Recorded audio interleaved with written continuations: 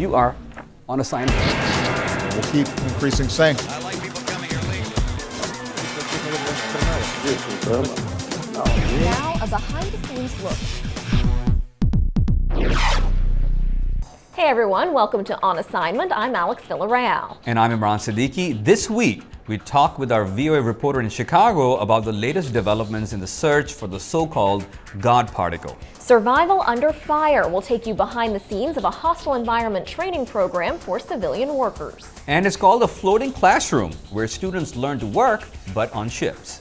And why are so many of Hawaii's native birds disappearing?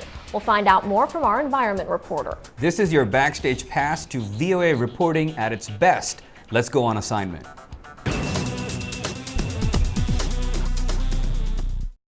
It was a big moment for science. Researchers at the European Centre for Nuclear Research, or CERN, announced last week the discovery of a subatomic particle that fits the description of the Higgs boson, also known as the God particle. Scientists at the Fermi National Accelerator Laboratory in the United States say the development is historic. VOA's Kane Farabaugh has followed this story for a long time from Chicago, and we spoke with Kane to find out more about this hunt for the elusive Higgs boson.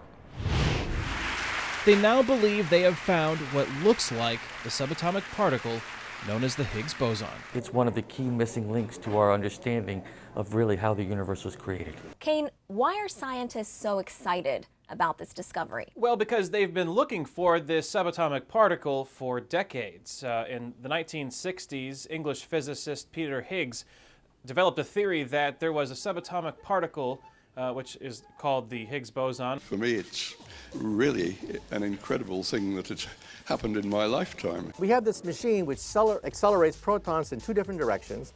They slam together, creating 14 trillion electron volts. Temperatures and energies not seen since the instant of the Big Bang. The Higgs boson is a particle. It's a ripple in a field which exists throughout space. And that field is the thing that gives particles mass as they move through it. It's one of the key missing links to our understanding of really how the universe was created.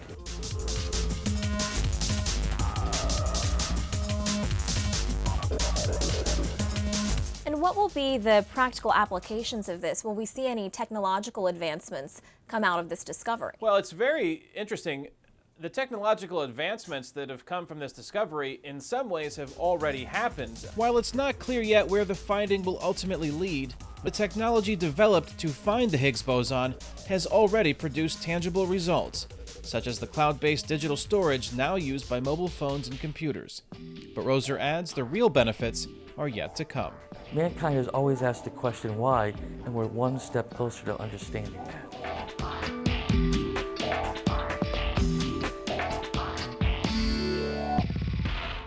Scientists are calling this a Higgs-like particle, but they're stopping short of saying this is actually the Higgs boson.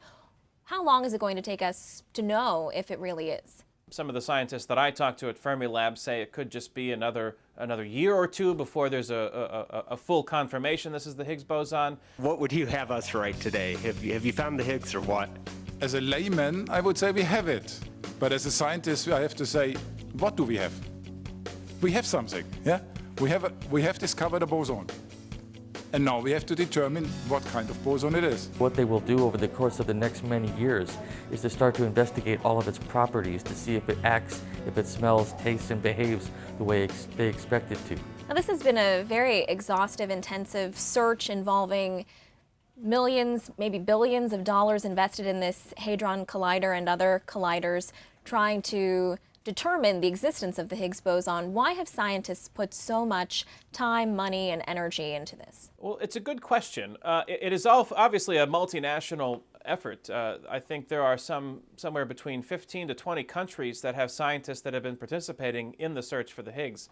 You know, it's not just the Higgs boson. That's a goal, but that wasn't the only thing that scientists have been looking for. They've been looking for other particles, other subatomic particles, other things that can't be seen, you know, with microscopes of the naked eye, and they're trying to figure out, you know, basically what exists at the subatomic level, and they've been able to do that. You know, they've found quarks and other subatomic particles. But for the most part, this is really trying to get down to the fundamental understanding of what makes everything what it is and how science works.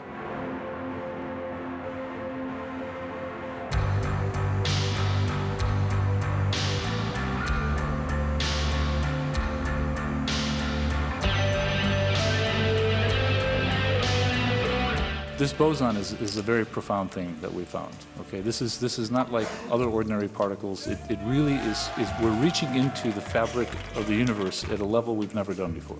It'll give us a huge step backwards in time towards the Big Bang, a lot closer than we've ever been before.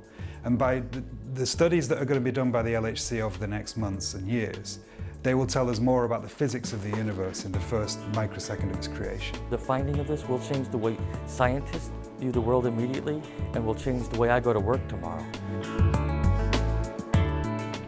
All right, we're going to take a quick break now. When we come back, we'll take a look at some of the ways people are trained to work in war zones. You wouldn't want to miss this one. Stay with us. You're watching On Assignment.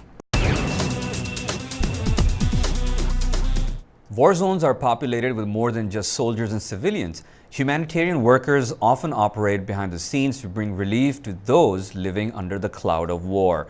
It can be a dangerous place for non-combatants. Arash Arabasadi of VOA's Persian News Network joins us for more on this. Thank you so much for joining me, Arash. Fantastic piece. How did you find out about this? I have a good friend of mine. Her name is Ashley. She's actually over in Afghanistan right now, and she had to take this type of training before she went. So she said, you got to go do a story about it. You'd love it. It's right up your alley. Fantastic. And what can you tell us a little bit about the trainers and the kind of scenarios they're building for these workers? So these particular trainers are all ex-military. So they're kind of imparting on me what they've seen firsthand. So the lead guy is a medic, so the most important thing he wants to teach you is how to stop severe bleeding so that you can get on to phase 2 of your self-rescue plan, which is to get out of there. Okay, so let's take a look at the story and then we come back. Cool.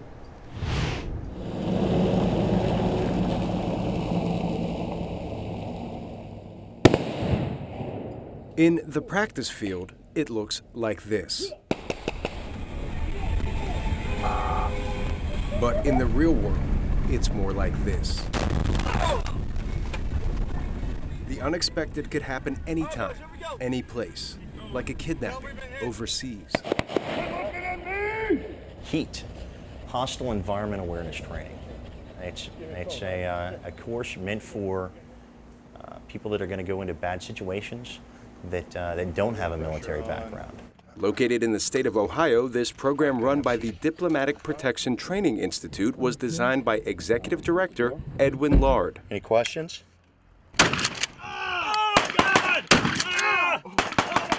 These instructors are ex-military, and they teach civilians basic survival skills. What we try to do is we create some type of scenario that it's going to shock your system. Help him! Lard served as a hospital corpsman in the U.S. Navy. He says the most important weapon in a traveler's arsenal may be his or her own tourniquet. Remember, you're going to ensure that everyone on your team has a tourniquet. Because sometimes it may be the only thing keeping you alive. When something happens, you're going to address the situation. And when it does, you're going to react to it. You're going to take your goggles off and react to it. Are you ready? Yeah. Ah! Oh my God! Ah! Oh Jesus! Oh, help me! The team teaches students to flee the scene of any hostile action as soon as possible at speeds exceeding 170 kilometers per hour. If you properly prepare, you're able to perform in a vehicle at the maximum of its ability. Then you're going to be able to put distance between you and whoever may be attacking you. And sometimes, preparing for the unexpected means putting a weapon in someone's hands who has never fired one before. It's not necessarily to turn you guys into shooters, it's to kind of give you a general knowledge of what they got going on over there. If the unthinkable does happen, and you're taken hostage in a far-off land, this is the one. They show you what to expect when a rescue team breaches the door. Most of the people we deal with, they're not military. They're not used to big explosions and gunfire and things like that. And that's the point. If they're here, it's because they're here to try to learn something about how to survive in a high-threat environment. For the thousands of aid workers and foreign nationals working overseas, in harm's way, but not serving the military, a course like this may be the one thing that keeps them alive. RPG's on the right. From Youngstown, Ohio, Arash Arabasadi for VOA News. Hey, I'm leaking antifreeze. I don't know how long my truck's gonna make it. All right, we're gonna do. All right? Duke, roger that. Duke. This must have been a pretty difficult shoot. What were the challenges that you faced? I mean, it's a lot of fun to hang out of a car going 170 kilometers per hour, but it's also, you know, it's a little windy, my eyes were drying out, but I mean, that type of stuff for me is awesome. That's what I look forward to in a story. And the kind of stuff that you do can be pretty dangerous too, because you got hurt in your arm. Yeah, well, I just got a little scar underneath my arm now. We're firing some of those chain-fed machine guns, and some of the shell casings got stuck. So, I mean, not too bad considering what could actually happen out there in the field. Wish you good luck. Thank you so much for joining us. Thanks, man. We're taking a break now. When we come back, why are so many birds in Hawaii becoming extinct? You're watching On Assignment. In Hawaii, an invasive predator is threatening many native bird species with extinction. The predator is the mongoose, which was introduced to the island chain more than a century ago to control rats in the sugarcane fields. Now, environmental groups say it's the mongoose that's out of control, feeding on the eggs and chicks of the island's many ground nesting birds. I talked with VOA's Zulima Palacio for more on this and other threats facing Hawaii's native birds. Let's take a look. It was remarkable in your piece, this comment by one of the conservationists you interviewed, calling Hawaii the bird extinction capital of the world. Why is this? It is terribly sad. From all the bird extinctions in the planet, which is dramatic, the greatest majority occurs in Hawaii. Many people think of the Hawaiian Islands as a Pacific paradise, a string of tropical islands lush with exotic flora and fauna. But the island's native species, especially birds, have been under increasing pressure since humans first settled here. Hawaii is the bird extinction capital of the world. The 50th state has a reputation as an island paradise, but I think a lot of people don't realize that through a long history of animal and plant introductions, Hawaii's bird populations have been decimated. George Wallace is a vice president at the American Bird Conservancy. The ABC was among the first groups to sound the alarm about mongoose on the island of Kauai. The predator can be devastating to water birds that come ashore to raise just one chick per year. And the main reason is a long list of things that have made those birds die by the thousands. So in the last 200 years, they have lost over 70 different species that were unique to Hawaii. Nowhere else they existed. And what is happening? Invasive species from animals and plants. Mongoose are not great climbers of trees, but they are very capable of taking the nestlings and eggs of ground nesting birds. And that would be particularly the Hawaiian water birds. And it's very serious, it's very sad. So what's being done about this? Not enough, that's for sure. They can do fencing around the areas, in coastal areas where they have good preservations. This fencing is very expensive. They are putting traps for invasive species like rats, like mongoose, like feral cats and dogs that come and feed on their eggs. Here is the main issue. Most of these animals put their nest right on the floor. They put burrows into the plants and they put their nest in there. One egg a year. Here comes a rat, here comes a mongoose, eat that egg, that generation is gone. Right, so you have very few that can continue on. Very few, very few. And these animals spend all their lives out in the ocean. They are beautiful. They spend their life out in the water. They can sleep while they fly. Oh, wow. They are amazing. Really? And they come to land once a year only to put one egg. And if that egg is gone, they take off and go to the ocean again and you don't see them again. So killing one single egg can contribute greatly to eliminate a full generation of birds. What about the role of the government in this? Is the government providing funding to try to help these endangered species of birds, or? Yes, but not enough. And the government, by law, should provide a lot more economic resources to put more traps for the invasive species, to put more fencings, to help these animals. And so birds are being eliminated all around our planet, and it's a very sad happening. We need to protect them. Alex, is this the problem with the birds? Actually, Imran, it's a problem with a lot of species in Hawaii. It's interesting. One of the things Zuli said in her piece, or what was reported by one of the environmentalists that she talked to, is that Hawaii is known as the bird extinction capital of the world, but it also is known as the endangered species capital of the world, and that includes other species, including reptiles, mammals, other animals. So it's definitely a widespread problem for the islands of Hawaii. All right, moving on to our next story. People all over the world are having a difficult time finding work because of the weak global economy, but some students in California are having no such problem. They're enrolled at the California Maritime Academy, which has a floating classroom on a major ocean-going vessel. It's where students learn how to run and maintain a real ship. I spoke with Elizabeth Lee, our VOA reporter in Los Angeles, who went on board the ship with the students. Let's take a look at that. It is 152 meters long. It's actually the longest and most modern training ship in the history of the Academy. And on this particular voyage, there were 288 cadets on board and 57 officers and staff. And just to give you a little bit about the history of the ship, it was originally built in 1989 as a Navy hydrographic survey ship. And what that means, it was built to map the deep ocean floor.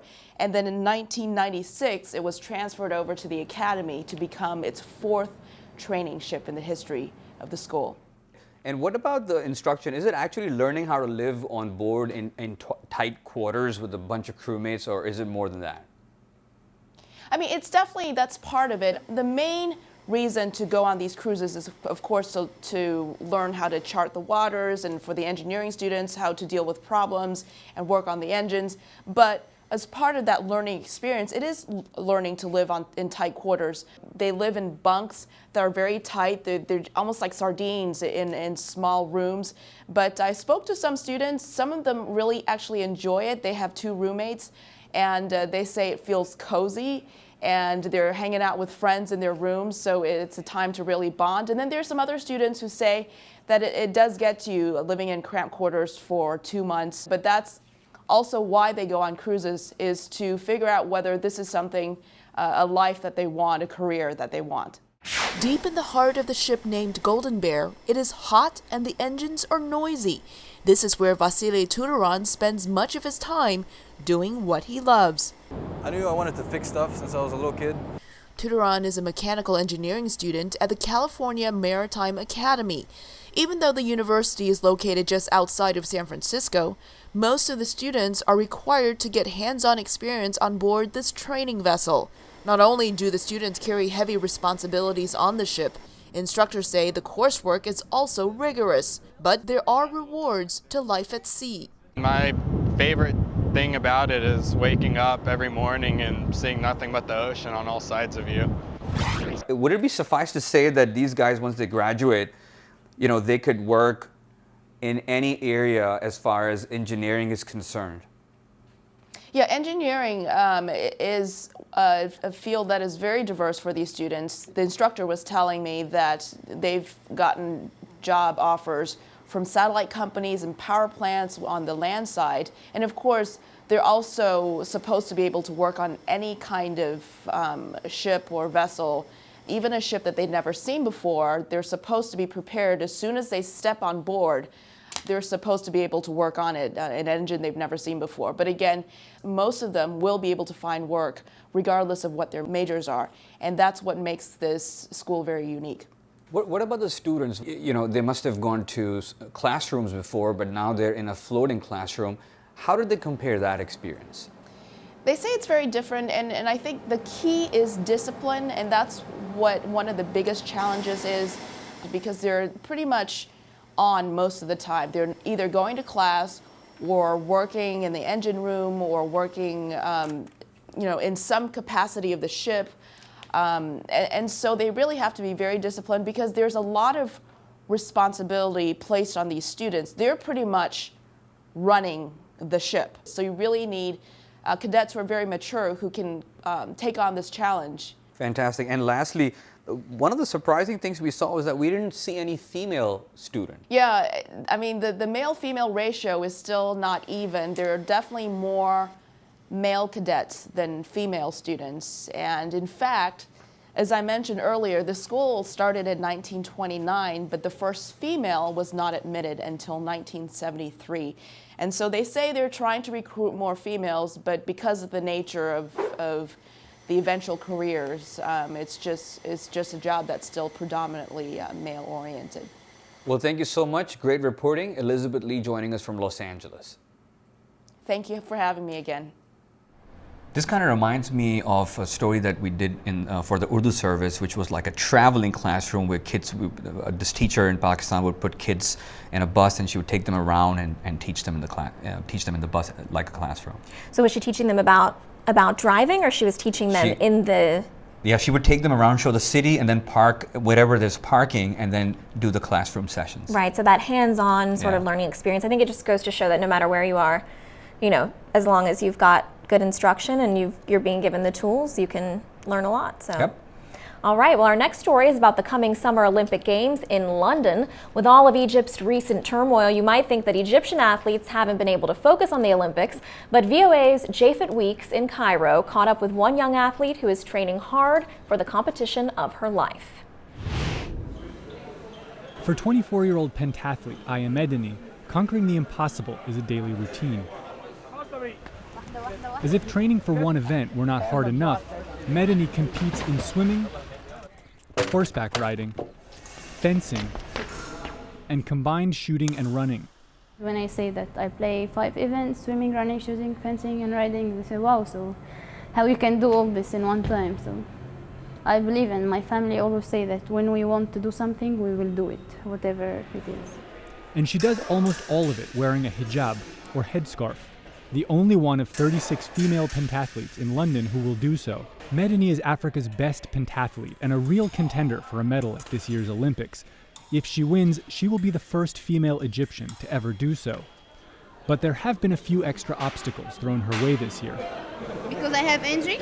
First, a back injury. Second, this year's Olympics happened during the holy month of Ramadan, when Muslims traditionally fast. And third, a decision by the International Swimming Federation that prevents her from wearing a full-body swimsuit and veil during competition. Though the decision conflicts with her religious beliefs, Medani has opted to compete anyway.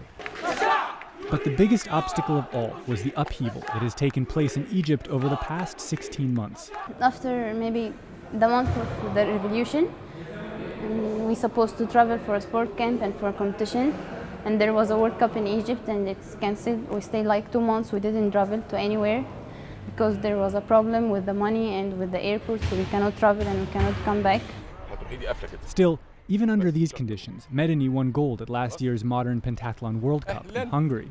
Everything is always by graduation. It's not graduating, it's not only one time that I must step the 10th stair and I don't go to the first and second and third, so I must take it step by step.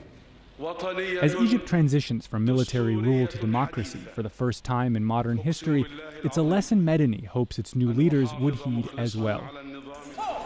For VOA News, this is Japhet Weeks in Cairo. So that does it for us and for this week's episode of On Assignment, but be sure to tune in next week. We're going to look at the business boom taking hold in Somalia's capital of Mogadishu. And you can catch all of our episodes at voanews.com. Click on the Programs tab, and you can catch us on Facebook as well. On behalf of all of us at On Assignment, thank you so much for watching. We'll see you next time. See you next time.